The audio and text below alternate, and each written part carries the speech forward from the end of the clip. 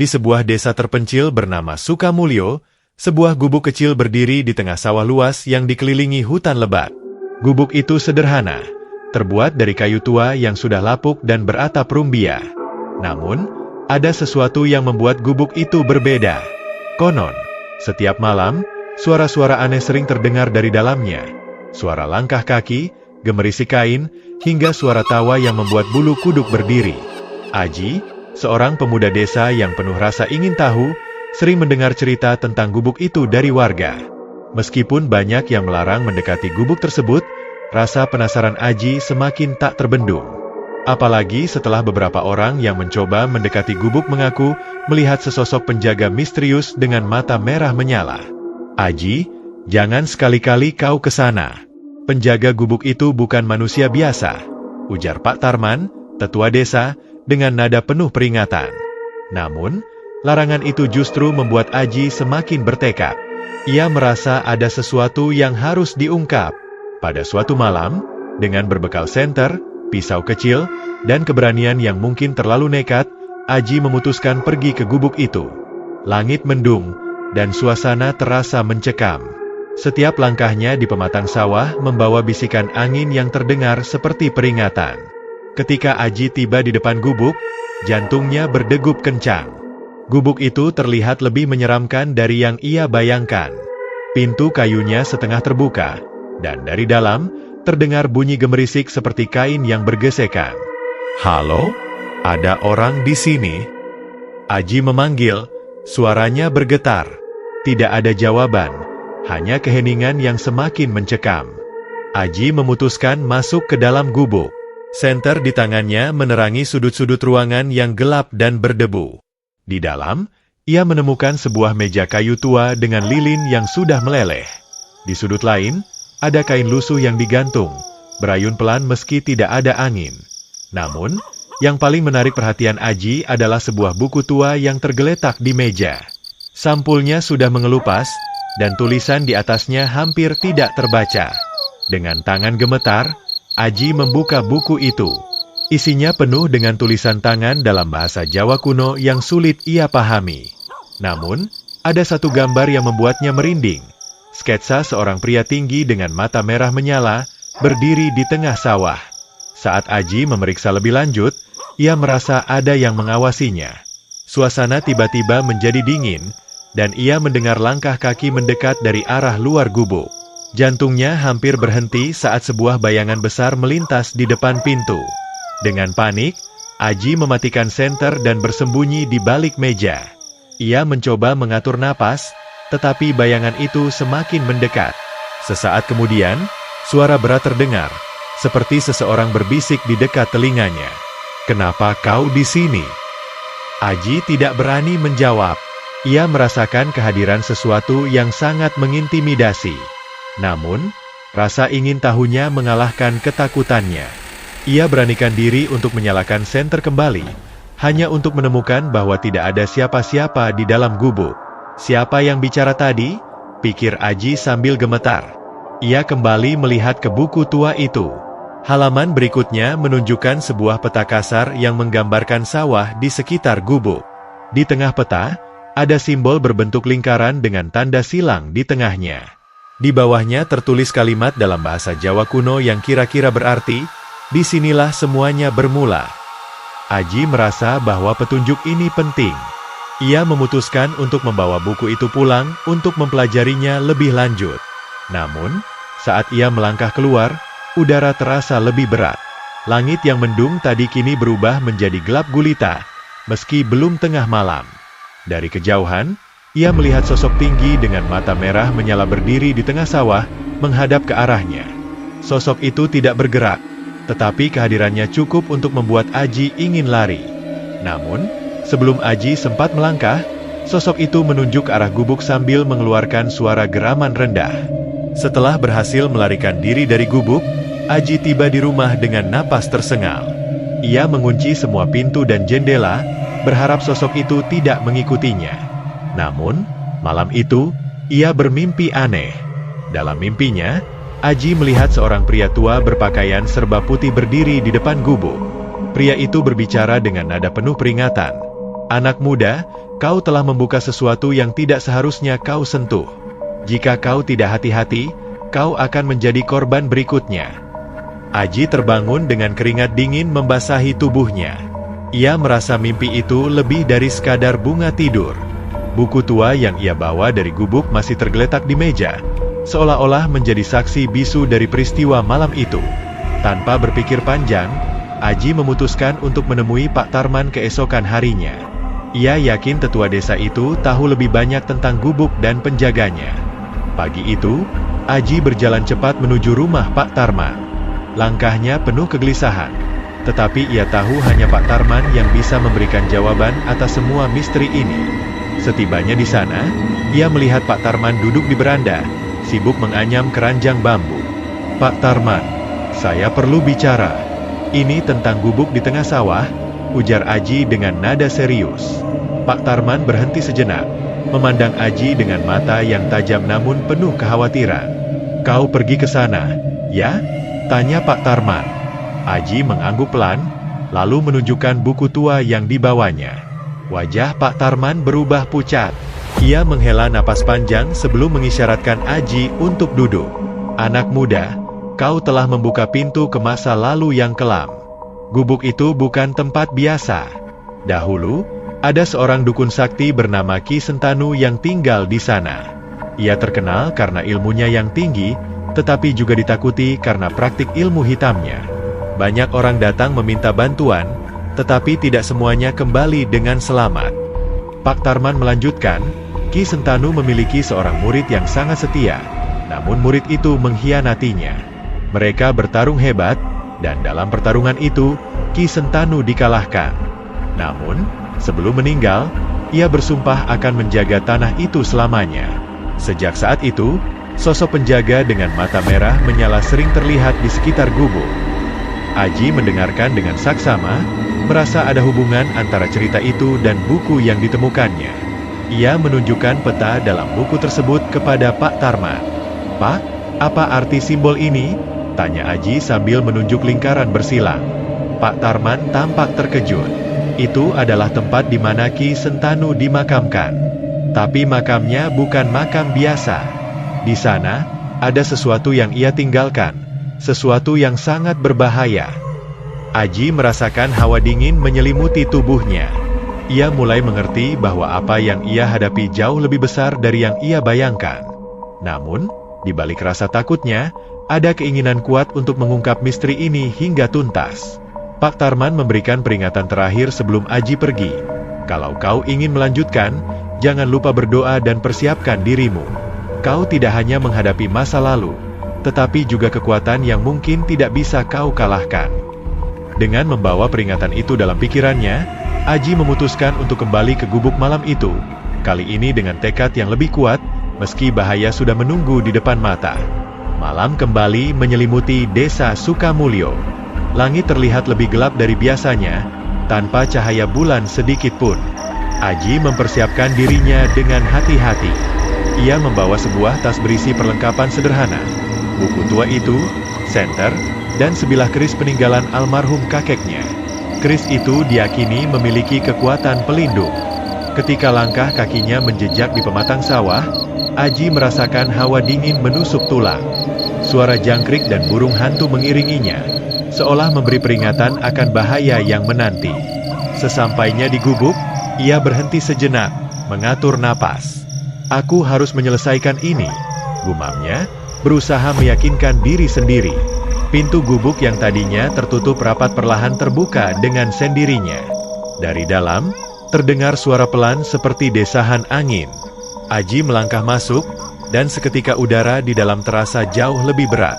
Di atas meja, lilin yang sebelumnya mati kini menyala, memancarkan cahaya temaram.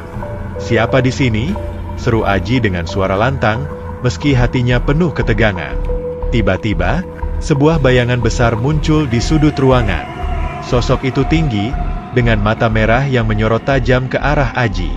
Wajahnya tertutup kain hitam, hanya menyisakan mata yang penuh dengan amarah. Sosok itu berjalan perlahan mendekat, setiap langkahnya membuat lantai kayu gubuk berderit keras. "Kau telah membuka jalan yang seharusnya tetap tertutup. Suara sosok itu berat dan menggema. "Apa yang kau cari di sini, anak muda?" Aji berusaha menguatkan diri. Ia mengangkat buku tua itu, menunjukkan kepada sosok tersebut. "Aku hanya ingin tahu kebenaran. Siapa kau, dan apa yang sebenarnya terjadi di tempat ini?" Sosok itu berhenti, memandang buku di tangan Aji. "Itu bukan milikmu. Itu adalah bagian dari sumpah yang tidak boleh dilanggar." Aji memberanikan diri melangkah maju. "Kalau begitu, jelaskan padaku. Apa yang disembunyikan Ki Sentanu? Kenapa kau menjaga tempat ini?" Suasana hening sesaat. Sosok itu mengalihkan pandangan, seolah enggan menjawab. Namun akhirnya, ia berkata, "Ki Sentanu menyimpan sesuatu yang tidak boleh ditemukan. Kekuatan yang bisa menghancurkan lebih dari sekadar desa ini. Jika kau benar-benar ingin tahu, kau harus bersiap menanggung akibatnya."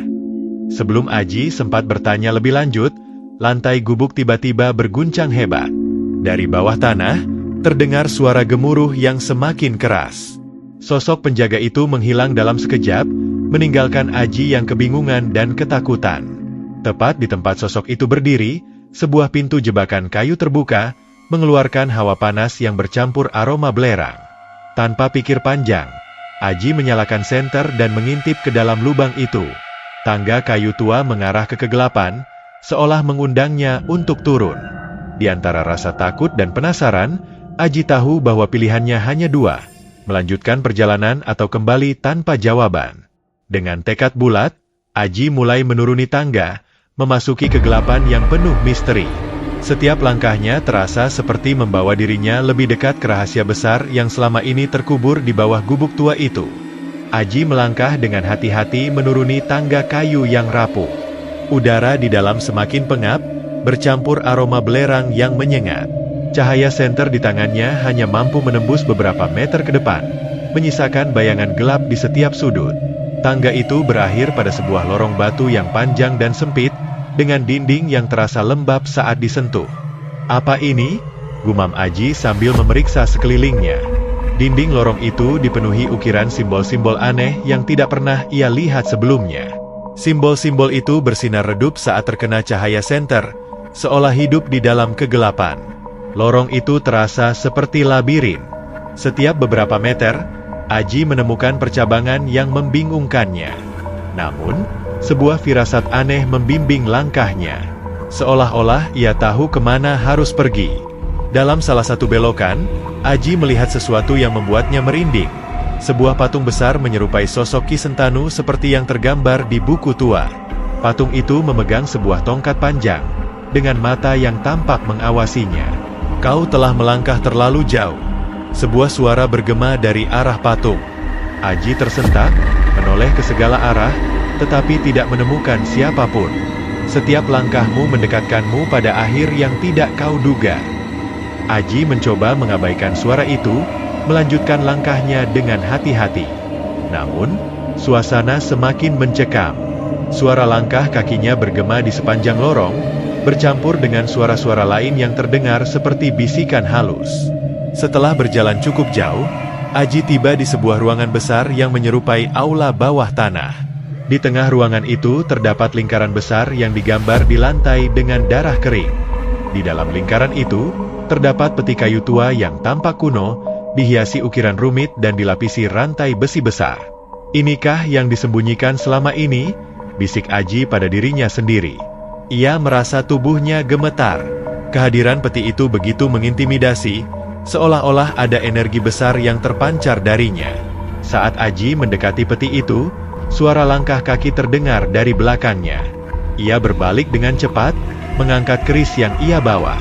Sosok penjaga dengan mata merah menyala muncul dari bayangan, berdiri di depan pintu masuk aula.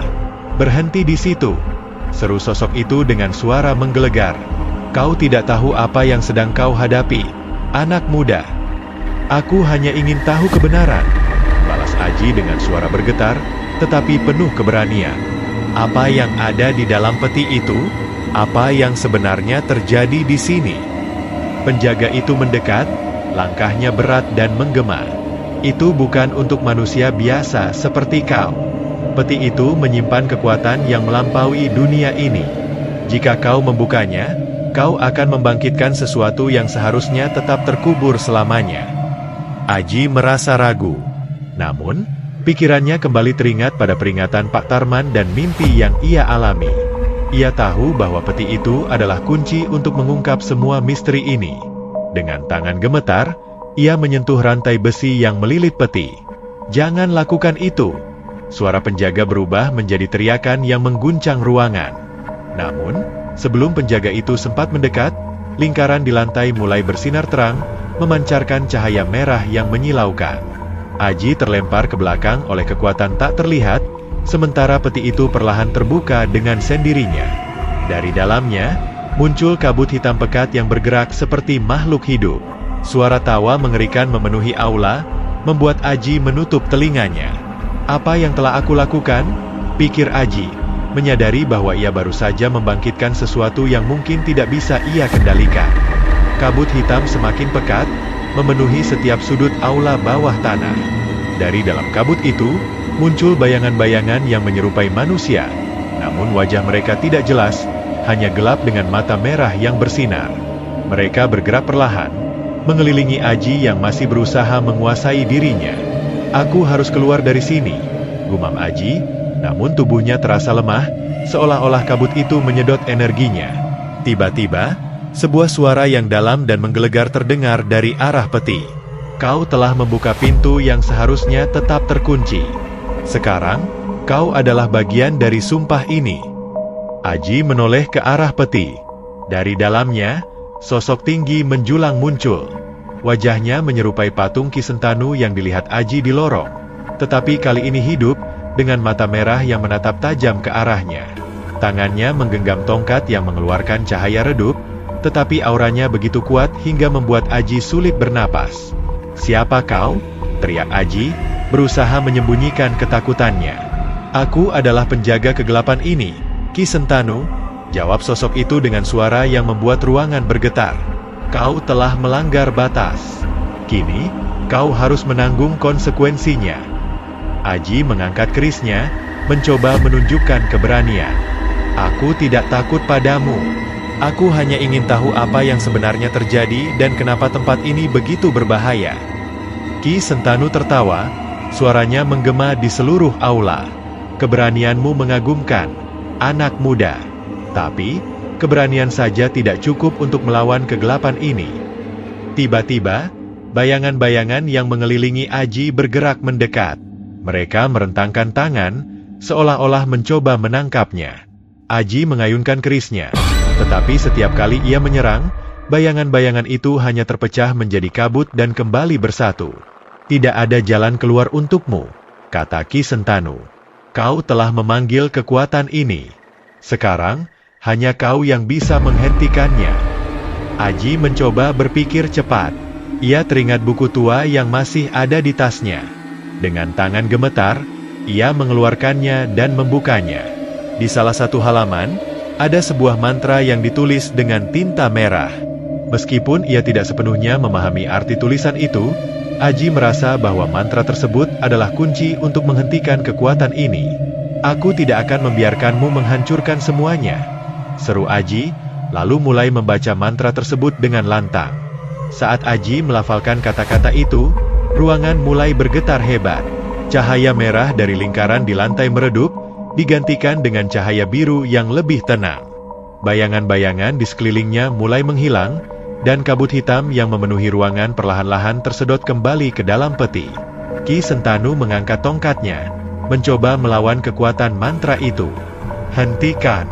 Kau tidak tahu apa yang sedang kau lakukan," teriaknya, tetapi tubuhnya mulai memudar, terseret oleh kekuatan mantra yang dibaca Aji. Dengan sisa tenaga, Aji melafalkan mantra itu hingga selesai. Cahaya biru yang terang memenuhi ruangan, dan suara jeritan Ki Sentanu menjadi semakin pelan hingga akhirnya menghilang sepenuhnya. Peti itu tertutup kembali dengan bunyi keras, diikuti oleh rantai besi yang melilitnya kembali. Aji terjatuh ke lantai, kelelahan. Ruangan itu kembali sunyi, hanya ada suara napasnya yang terengah-engah. Namun, ia tahu bahwa perjuangannya belum selesai. Meskipun peti telah tertutup, rahasia yang tersembunyi di bawah gubuk itu masih belum sepenuhnya terungkap. Aji tersadar di tengah ruangan besar yang masih dikelilingi bayangan sisa kabut hitam. Meski peti sudah tertutup kembali, perasaan bahwa sesuatu tetap terbangun tidak dapat ia abaikan. Napasnya tersengal saat ia mencoba memahami apa yang baru saja terjadi. Tiba-tiba, terdengar langkah kaki berat mendekat dari lorong tempat ia masuk. Aji menggenggam kerisnya lebih erat, bersiap menghadapi ancaman baru. Namun, dari balik bayangan, muncul sosok yang tak asing baginya, Pak Tarman. Pak Tarman? Bagaimana Bapak bisa ada di sini? Tanya Aji, matanya membelalak antara lega dan bingung. Pak Tarman mendekat dengan wajah penuh keprihatinan. Anak muda, aku tahu kau akan datang sejauh ini. Aku tak bisa membiarkanmu menghadapi ini sendirian. Namun, ada sesuatu yang aneh dengan cara Pak Tarman berbicara. Suaranya terdengar lebih berat, dan matanya tidak seperti biasa, bersinar redup dengan warna kekuningan. Aji mulai merasakan ada sesuatu yang tidak beres. Apa? Bapak benar-benar Pak Tarman? Tanya Aji, mundur perlahan. Pak Tarman tertawa pelan, tetapi suaranya menggema seperti dua orang yang berbicara bersamaan. Kau cerdas, anak muda. Namun, kau sudah terlalu dalam masuk ke dunia ini. Tidak ada jalan keluar. Aji tersentak saat menyadari bahwa sosok di depannya bukan Pak Tarman, melainkan sesuatu yang menggunakan wujudnya. Sosok itu perlahan berubah, tubuhnya memanjang dan membesar, hingga menjadi bayangan hitam yang menyerupai Ki Sentanu. Ki Sentanu? Bisik Aji, hampir tak percaya. Ya, dan aku akan memastikan bahwa kau menjadi bagian dari sumpah ini, jawab Ki Sentanu dengan nada penuh amarah. Aji menyadari bahwa ia harus bertindak cepat. Ia merogoh buku tua yang masih berada di tasnya, berharap menemukan sesuatu yang bisa membantunya. Di salah satu halaman, ia menemukan mantra lain yang belum ia baca. Kata-kata itu ditulis dengan tinta merah darah, disertai gambar lingkaran yang sama dengan yang ada di lantai ruangan ini. Tanpa ragu, Aji mulai membaca mantra itu dengan lantang. Ruangan mulai bergetar, dan lingkaran di lantai kembali bersinar, kali ini dengan cahaya biru yang lebih terang. Ki Sentanu mengerang kesakitan, mencoba mendekati Aji untuk menghentikannya, tetapi kekuatan dari mantra itu membuatnya tertahan di tempat. Aku tidak akan membiarkanmu menghentikan ini, teriak Ki Sentanu, suaranya bergema di seluruh ruangan. Namun, Aji tidak berhenti. Ia terus membaca mantra itu hingga selesai. Saat ia melafalkan kata terakhir, cahaya biru dari lingkaran berubah menjadi semburan energi yang menyelimuti seluruh ruangan. Ki Sentanu berteriak keras sebelum tubuh bayangannya hancur menjadi debu yang terbawa angin. Ruangan kembali sunyi. Aji jatuh terduduk, kelelahan. Namun, untuk pertama kalinya sejak ia memasuki tempat ini, ia merasakan kelegaan. Lingkaran di lantai kini memudar, dan peti tetap terkunci rapat. Namun, Aji tahu bahwa ini belum sepenuhnya berakhir. Ia harus memastikan bahwa tidak ada lagi yang mencoba membuka pintu ke kegelapan ini. Dengan tekad baru, ia mengemasi buku tua itu dan bersiap untuk keluar dari labirin ini, berjanji pada dirinya sendiri bahwa rahasia ini akan tetap terkubur. Aji terbangun di lantai ruangan besar setelah cahaya biru dari mantra yang ia bacakan memudar.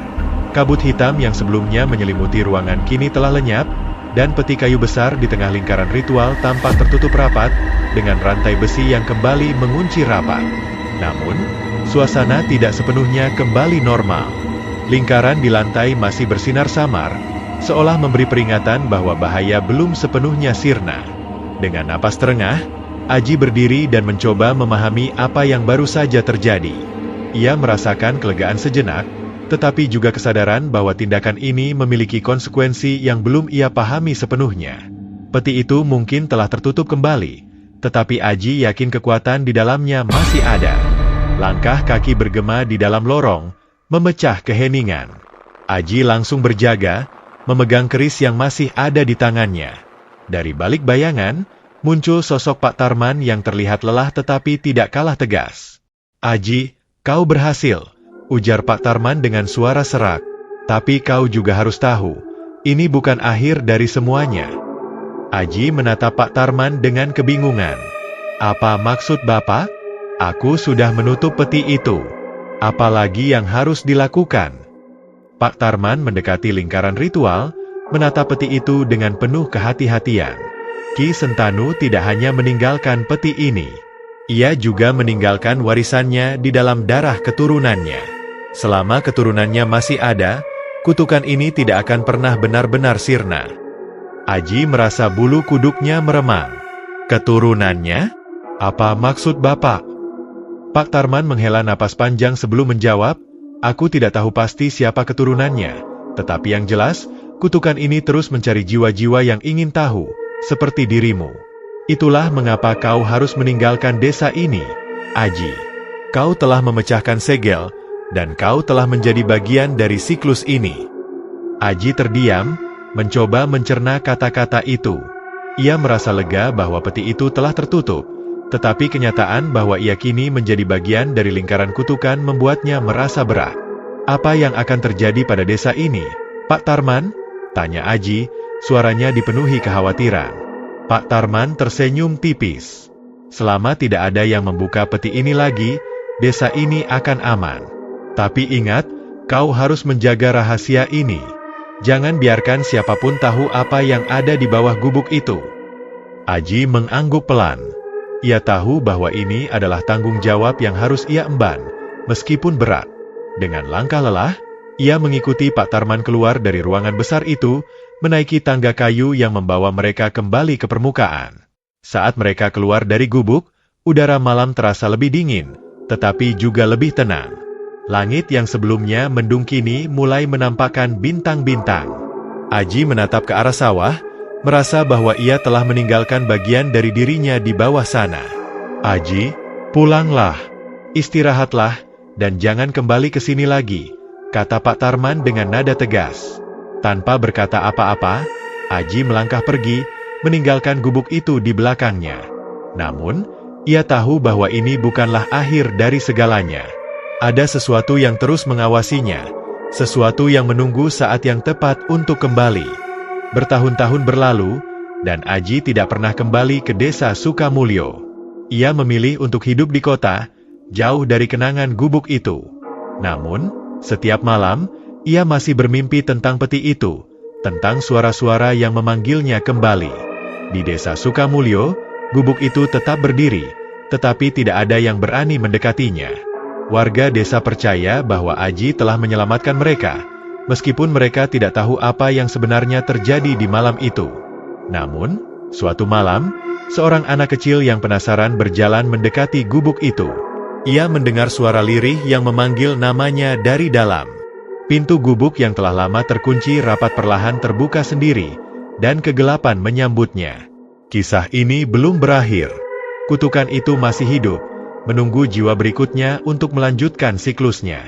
Terima kasih telah membaca kisah Misteri Penjaga Gubuk hingga selesai. Kami berharap cerita ini bisa memberikan pengalaman yang mendebarkan dan menyenangkan untuk Anda. Jangan lupa untuk like, share, dan subscribe agar kami bisa terus menghadirkan cerita-cerita menarik lainnya. Dukungan Anda sangat berarti bagi kami untuk terus berkarya.